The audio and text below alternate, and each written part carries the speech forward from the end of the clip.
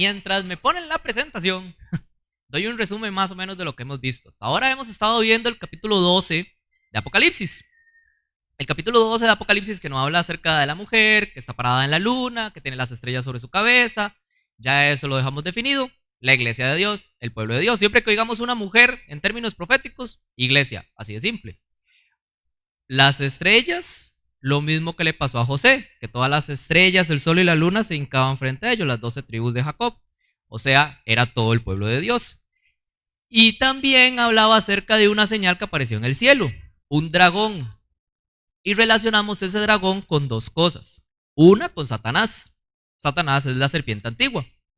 La otra es con un sistema que apareció en la antigüedad llamado Roma, que fue el que descendió de otros reinos, que fue apoderándose uno detrás de otro, y ya lo habíamos estudiado cuando vimos el libro de Daniel. Y este último reino, que era precisamente un dragón, representaba al imperio romano. Y curiosamente este dragón en el capítulo 12 intenta devorar al hijo de la mujer, hablando en referencia a Jesús. Roma fue el que intentó matar a Jesús. Y después este dragón, cuando el hijo de esta mujer es llevado al cielo, en referencia a que Jesús regresa al cielo, dice que arroja de su boca agua como un río para intentar ahogar a la mujer. Y esta mujer escapa por dádiva de Dios con alas hacia un lugar desierto. Ya todo esto lo habíamos explicado, eso es en el tiempo del medievo, cuando aparecen todas esas doctrinas de la Iglesia Católica, que sigue siendo Roma, solamente que transformada, que arroja contra la mujer, contra el pueblo de Dios, doctrinas cerradas para intentar ahogarla en ellas, y Dios le da amparo o rescato, llevándola a una tierra de paz. Eso es lo que significa proféticamente tierra. Cuando ustedes oyen mar, son personas en conflictos. Cuando ustedes oyen tierra, son personas, digamos que en paz, no en tanto conflicto, no en tanta violencia, digamos que con más esparcimiento o libertad para pensar o actuar. Entonces hasta ahí habíamos quedado. Pero ahora viene este versículo que literalmente hoy nos vamos a quedar en ese versículo. Y no solo hoy, nos vamos a quedar hoy y la próxima clase que tengamos en ese versículo. Y dependiendo cómo, la que sigue. Porque si ustedes quieren preguntarme a mí del Apocalipsis, mi versículo favorito o el que considero más importante, que yo digo, uy, ese es el versículo más importante de todo el Apocalipsis, es ese. Es el, alguien por favor que me lo busque, de hecho, el capítulo 12, versículo 17. El que me pueda buscar eso, que levante la mano y que diga, yo quiero.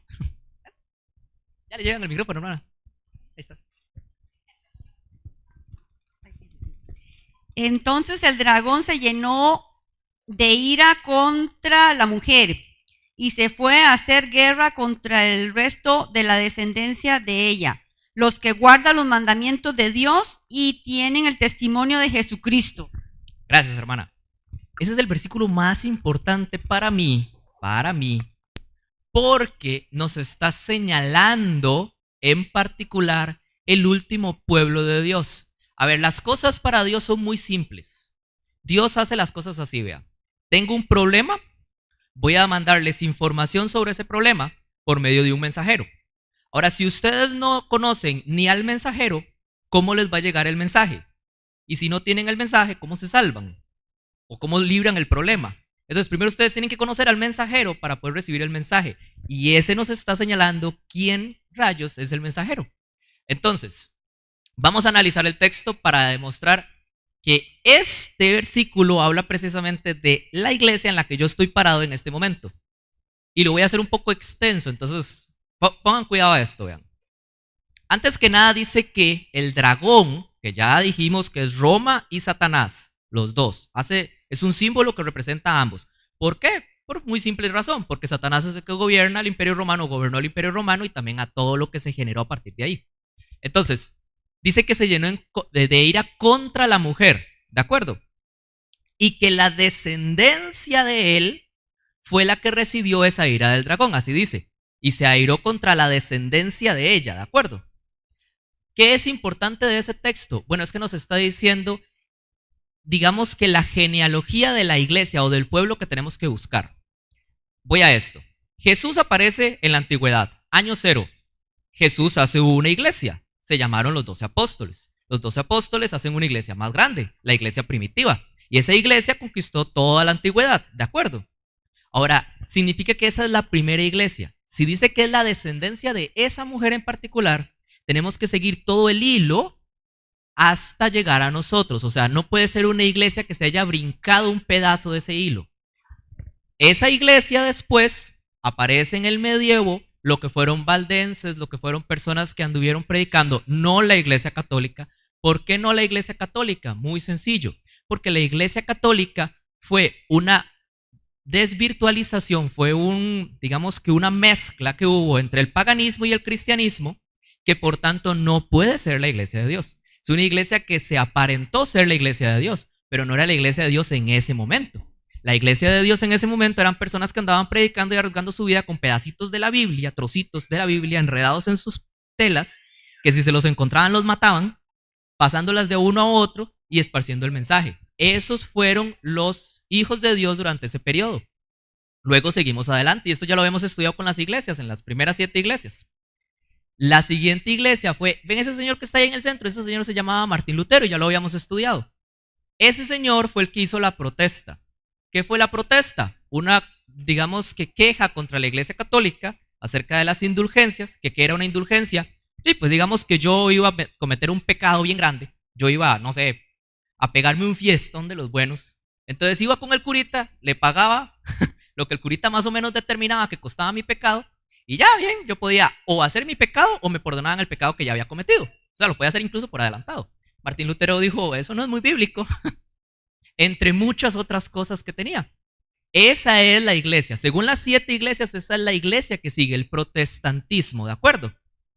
Ahora, ¿cuáles fueron los hijos del protestantismo? Porque dice que es la descendencia de la mujer. Tenemos que ver hijos, nietos, bisnietos, tataranietos de esta iglesia.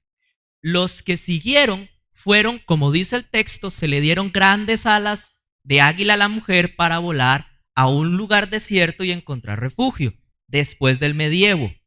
El lugar en donde encontraron refugio la mayoría de los cristianos fue en una tierra nueva que se llamó América.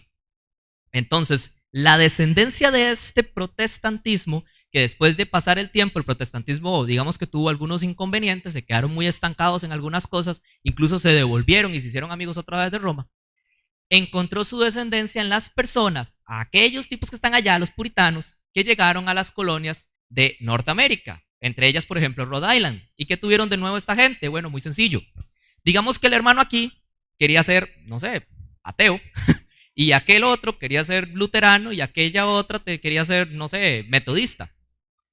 Entonces, el gobierno lo que dijo fue algo muy sencillo. En Rhode Island lo que pasó fue algo muy sencillo. ¿Usted quiere creer eso? Ok, créalo. A mí me importa 3 hectáreas de pepino lo que usted crea. Usted puede creer lo que usted quiera mientras cumpla las leyes que nosotros decimos, mientras esté en buenos términos morales, está bien. Usted quiere ejercer un cargo público, quiere ser presidente, quiere ser alcalde, quiere ser lo que... No me importa su religión. Mientras usted cumpla las normas, está bien. Y eso fue un descanso que tuvieron todas estas personas. Ya podían creer lo que ellos quisieran. Entonces, si estamos buscando la descendencia de la mujer, y aquí es donde viene la parte importante, ¿dónde tenemos que buscarla? ¿En la antigüedad, en el medievo con la iglesia católica? No, porque no sigue la línea de descendencia. En los protestantes, los luteranos, los metodistas, los anglicanos, no, porque ellos no siguen la descendencia. Tenemos que buscar un grupo de personas, una iglesia que haya descendido del pueblo, para ser precisos, norteamericano, de los puritanos que llegaron a esa tierra. ¿Sí me entienden? Eso nos reduce un montón el número de personas a las iglesias que se pueden ver y buscar. Segunda característica. El texto dice que son los que tienen o guardan los mandamientos de Dios. Este también es súper importante. Vean, les voy a explicar una cosa.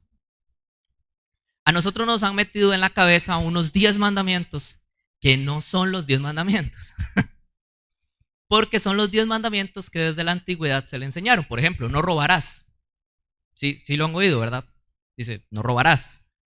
Pero la Biblia no me dice no robarás. La Biblia va más allá. Robar es hacer un acto de violencia contra otro para arrebatarle lo que le pertenece. Entonces, si yo por descuido me encuentro un celular y me lo llevo, eso no es robar, eso es hurtar. Muy diferente. O digamos que el gobierno quiere expropiar sin pagar la propiedad de los hermanos acá. Y es el gobierno y es por un bien común y no lo está haciendo por violencia. Eso no es robar, pero está hurtando. El texto, los 10 mandamientos van más allá de lo que nos han enseñado. Nos dicen, no mentirás, pero el texto no me dice, no mentirás. El texto me dice, no levantarás falso testimonio contra tu prójimo. Es absolutamente distinto. ¿Por qué? Sí, porque sencillamente yo puedo hacer, digamos que una jugarreta para no mentir, pero tampoco estar diciendo la verdad. Lo que llamaríamos jugar con las palabras. Y yo no estoy mintiendo. Si me preguntan, no sé, por ponerles un ejemplo, le preguntan a Nixon, le preguntan, de hecho, algo más cercano, le preguntan a Pepe Figueres qué hizo con la plata. ¿Qué hizo con la plata de aquí? Él dice, me la gasté en confites. Porque eso pasó, un presidente de aquí de Costa Rica, para los que no conozcan la historia, se robó un montón de plata y le preguntaron qué hizo con la plata y él de forma de broma al que le entrevistaba le dijo, me lo gasté en confites. Y todos se rieron alrededor. O sea, él estaba usando su autoridad y su posición y prestigio para aparentar otra cosa. Eso es una forma de mentir. Él estaba jugando con la escena. Dijo la verdad. Se lo pudo haber gastado en confites. Pero estaba mintiendo de otra manera. Entonces, los 10 mandamientos van más allá de lo que nos han enseñado. ¿Sí me entienden? Tenemos que buscar una iglesia, entonces, que descienda de los puritanos de Norteamérica. Y no solo que descienda de los puritanos de Norteamérica, sino que también pida o guarde los 10 mandamientos enteros, incluido también el cuarto que habla acerca del sábado.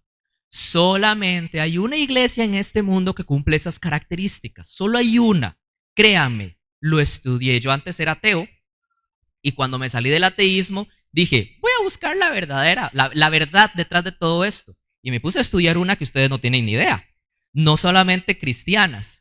Me puse a estudiar desde la mitología nórdica, griega, el panteísmo, la teosofía, el espiritualismo. O sea, ustedes no tienen ni la más remota idea. Hay muchas. Solo hay una iglesia en este mundo que dice los 10 mandamientos y guárdelos al pie de la letra como viene ahí. Se llama Iglesia Adventista del Séptimo Día. Y esa Iglesia Adventista del Séptimo Día nació exactamente en Estados Unidos de Norteamérica como descendencia de los puritanos. Cumple las 2 características al pie de la letra. Y no hay ninguna otra iglesia que cumpla esas características. No existe. Y les voy a poner ejemplos. Están los bautistas del Séptimo Día. ¿De acuerdo? Pero los bautistas del Séptimo Día no nacen en la época en la que nosotros tenemos que ubicarlos. O sea, no son parte de esa descendencia. Están los judíos mesiánicos. Ellos guardan los 10 mandamientos. Pero ellos no son de la descendencia de la mujer, no pasaron por todo ese tránsito, no fueron la iglesia que formó Jesús, luego la iglesia del medievo, luego la iglesia que peleó contra el catolicismo, luego la iglesia que viajó a Estados Unidos. No siguen ese hilo. Ellos son la iglesia que nacieron del pueblo de Israel y que creyeron en Jesús. Ya, ahí. No siguen el hilo. Entonces pueden guardar los 10 mandamientos, pero no siguen ese hilo. ¿Sí me entienden? Solo hay una iglesia, se llama Adventista del Séptimo Día. Y entonces nos lleva al tercer punto. Alguien por favor que me busque el Apocalipsis 19:10. El texto nos dice que esta iglesia tenía una tercera característica. Dice que tiene el espíritu de profecía. Y por eso es que voy a tardar tanto aquí. El espíritu de profecía es algo que muchas personas confunden, no entienden qué es eso. No saben qué es, cómo funciona eso de profecía. Tienen el imaginario de que profecía es ver el futuro. No es así. ¿Si alguien lo tiene? Dice la palabra de Dios, yo me postré a sus pies para adorarlo, pero él me dijo, no hagas eso, yo soy consiervo tuyo y de tus hermanos, que retienen el testimonio de Jesús. Adora a Dios, pues el testimonio de Jesús es el espíritu de la profecía. Suave. Me dicen que el texto original de Apocalipsis 17 dice que tiene el testimonio de Jesús y el espíritu de profecía. ¿Sí me entienden? Y ese espíritu de profecía, entonces, ¿qué es? Porque está bien, el testimonio de Jesús. ¿Qué es el testimonio de Jesús? Los evangelios, el Nuevo Testamento. Ahí está, testimonio de Jesús. Los evangelios, no. El espíritu de profecía, Pablo lo explica de forma perfecta. Alguien, por favor, que me busque 1 Corintios 14:3. Él lo explica de forma clara qué es el espíritu de profecía. ¿qué hace la profecía? ¿Qué es lo que hace un profeta? Alguno que lo tenga, que me levante la mano y que diga, yo, allá la hermana, no sé.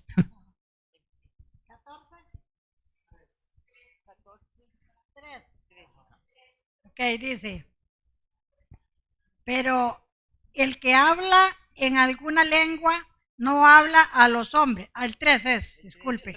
El 3, hermana. Pero el que profetiza habla a los hombres para edificar, exhortar y consolar.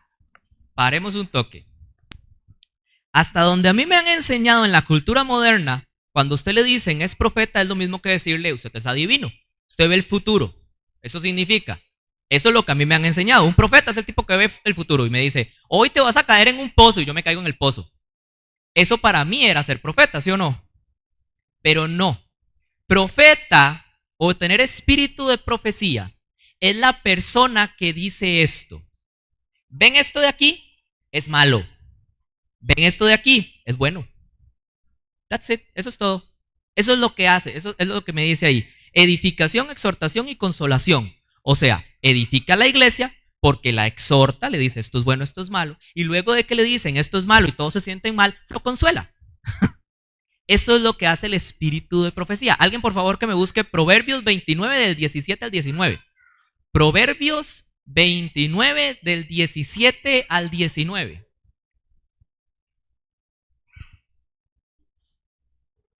Que me levante la mano. Si no lo leo. Si puede, sí.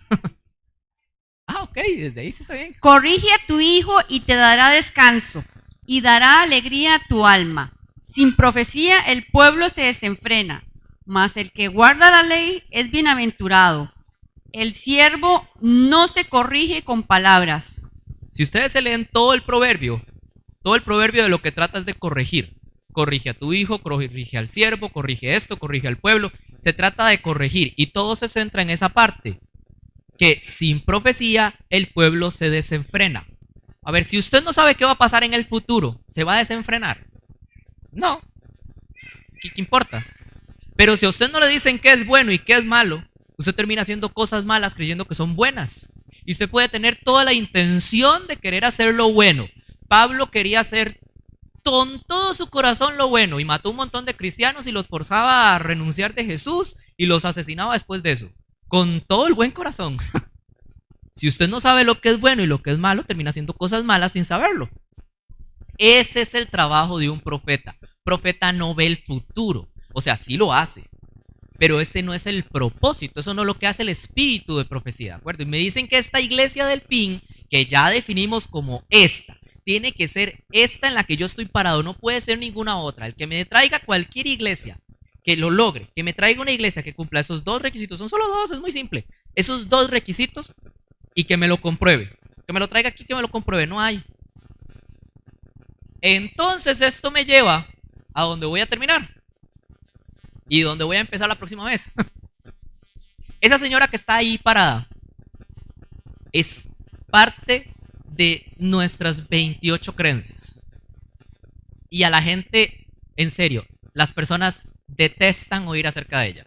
Si usted le llega con el adventismo a una persona y usted le dice, vea, es que nosotros creemos en los 10 mandamientos. Ah, sí, amén. Vea, es que nosotros creemos en esto de Apocalipsis. Uy, qué bueno. No, sí, es cierto, es palabra de Dios. Y también creemos que tenemos el espíritu de profecía por medio del linaje de White. Ah, no, yo no creo en esa señora. Adoradores de personas. ¿Sí o no? Es la verdad. Inclusive aquí en la iglesia, para bautizarse, usted tiene que decir que cree en el espíritu de profecía. Cuando a mí me leyeron eso, al principio, y me iban a bautizar, me leyeron, ¿creen los 10 mandamientos? Sí, amén. ¿Creen esto? Sí, amén. ¿Creen esto? Sí, amén. ¿El espíritu de profecía? Amén. O sea, yo todavía no era como que, uy, sí, G de White, claro. ¿Por qué es que hay tanta resistencia contra esto? Yo les voy a explicar por qué es. Vean, les voy a leer esto en orden. Se los voy a leer un toquecito solamente en orden. Es un pequeñito pedacito, pero se los voy a leer. El camino a Cristo, conducción del niño, consejos para la iglesia, creencias doctrinales y vida cristiana, consejos sobre el régimen alimenticio, consejos sobre la mayordomía cristiana, Cristo en su santuario, el conflicto de los siglos, el deseo de todas las gentes, el discurso maestro de Jesucristo, el hogar cristiano, el ministerio de curación, el ministerio de la bondad, eventos de los últimos días, la educación, la historia de la redención, de los hechos de los apóstoles, mensajes para los jóvenes, mente, carácter y personalidad, tomo 1 y 2, palabras de vida del gran maestro, patriarcas y profetas, primeros escritos, profetas y reyes, servicios cristianos, testimonios acerca de la conducción sexual, adulterio y divorcio. Son solamente la lista de los libros grandes de más de 300 páginas que ella escribió. Y no estoy contando los pequeños panfletitos o las cartas o demás manuscritos que ella haya hecho. Es literalmente la mujer que más escribió en el siglo XIX. No hay otra que siquiera se le acerque. No existe. No hay registro de una. La que más se le acerca se llamó Anna Petrovna Blavatsky y fue la que inventó la teosofía de todo ese montón de gente que cree cosas raras acerca de Satanás y del espiritismo que ya habíamos hablado aquí. Y ni se le acerca. Escribió una cantidad enorme, ustedes no tienen ni idea. Y cuando usted le pregunta a una de esas personas que dice, yo no creo en ella, ha leído algo, un solo texto, es más de 2 páginas de ella, lo que le van a decir es, no hace falta, ya busqué en internet. Ya le pregunté al chat GPT y también le pregunté a Google y me dijo que eso era del diablo. Yo le creo, es Google. No leen. Si usted no lee lo que escribió una persona, ¿cómo va a saber si estaba diciendo algo bueno o no? Yo les puedo decir a ustedes, con todo el respeto a los hermanos, si alguno me está viendo que practica el Islam, que el Corán tiene un montón de fallos. Tiene un montón de cosas rarísimas. Pero es porque yo me lo he leído. Yo les puedo decir a los hermanos, no sé si alguno está de la iglesia de Satanás, que la Biblia que ellos tienen no es precisamente la más conveniente para un diario vivir. Y tiene un montón de cosas rarísimas y un montón de cosas muy inmorales. Porque yo me la he leído. Pero si usted nunca se ha leído a la hermana White, ¿cómo usted va a decir, eso es malo? Sí, hermana. En esta controversia en internet sobre la hermana Elena, un pastor se tomó el tiempo y leyó, pastor evangélico, un libro. Y entonces lo leyó completito y dice, no encontré una sola cosa que no estuviera en la palabra de Dios. Todo lo que ella escribió, que está en ese libro, está en la palabra de Dios. Entonces, la gente habla, critica, pero no se documentan. No experimentan por ellos mismos de leer un libro y decir, bueno, sí, esto y aquí, como dice usted.